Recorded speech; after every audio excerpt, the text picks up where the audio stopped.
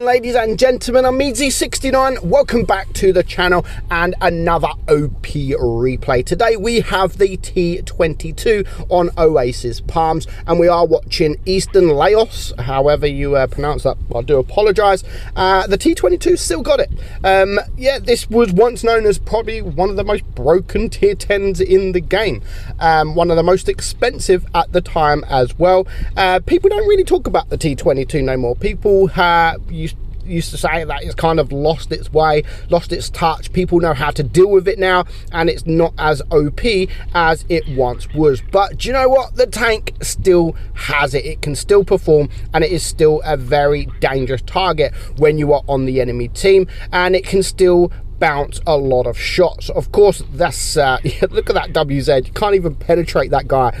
Super strong in the right situation. And to be honest, that WZ on the enemy team, I do need to update my video because it's still a tank that's not played, and I don't understand why, because it's an absolutely brilliant tank, that WZ there. So at the moment, not too good. The team have pretty much gone to the middle. You can see the mini-map.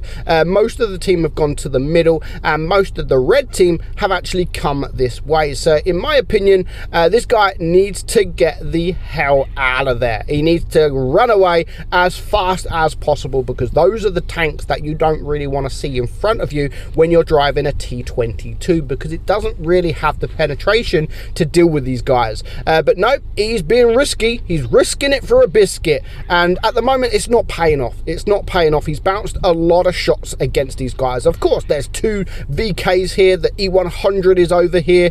There's a lot of armor. There is a lot of armor and a lot of big guns around this side of the map. But the fact that he's stayed and thought, you know what, I'm gonna fight. I'm going to stay here and fight. Now he's got two tanks in front of him, two VKs, and he still manages to get some bounces, even from the side. However, when it is now a 6 versus 6, he's a one-shot to most of these tanks on the field. Literally, two VKs. You got the E100, the Jagdpanzer, the WZ. So yeah, he's literally a one-shot to at least 4 of these tanks. So the fact that he's literally stayed here and he's just thought, you know what, I ain't going anywhere. I am staying here, and I'm staying here to fight. I am holding my position. However, does get quite lucky there. That is very risky to stay where he did for so long. And I think the main reason that he's not running away, because the team are kind of around them. Well, I was going to say they are kind of around, yeah, but then they're kind of not.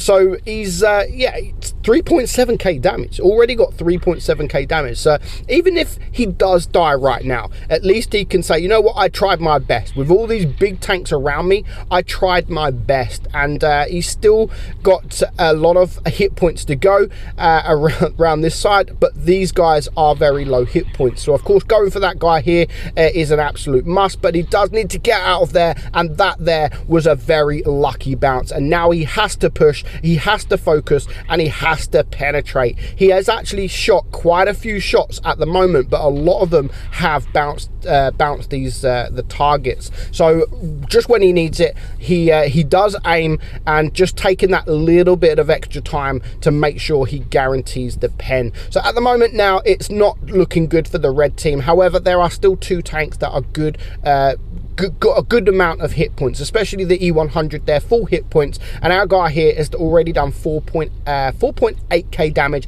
and has blocked 1900. Now he needs to catch one of these guys. Now the Jaegeru, of course, is a tank that he will be able to get behind, but not while the E100 here is sitting in the middle of the map. He's stopping him getting behind, so he has to go for this E100. At this point in the game, his team still has hit points. He's managed to get behind this E100. Now the E100 should really be going for the T-22 here. He needs to clear him. If he can just push, he's got the hit points. He can take shots. He can absorb these shots. It doesn't matter. He has to push this T-22. And again, the T-22, just when he needs it, has come to save the armor profile, has come to save the day once again. And this is the kind of thing that the T-22 can do. People say that the T-22 has lost its touch, but I mean 2.5k damage blocked, it can still block shots, and it is still a very, very troll tank. It's frustrating. It is a frustrating tank.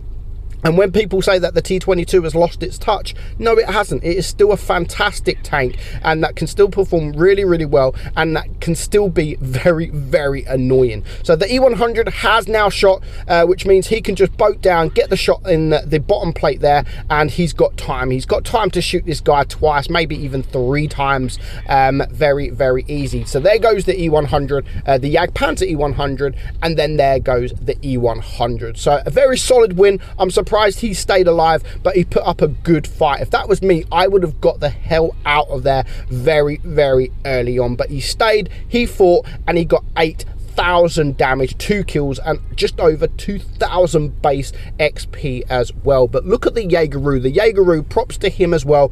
Absolutely brilliant game. 8,000 for the T-22 and 7,700 from the Jaegeru as well. So well played to the Jaegeru, and of course well played to the T-22. Hope you enjoyed today's video, guys. I'm meadsyre69. Hopefully over the next week or so we will have, we're not going to show all tier 10.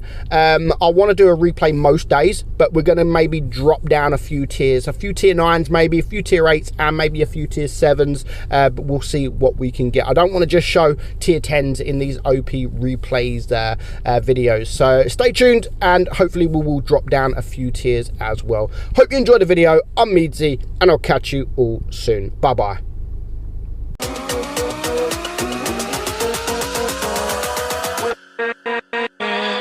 With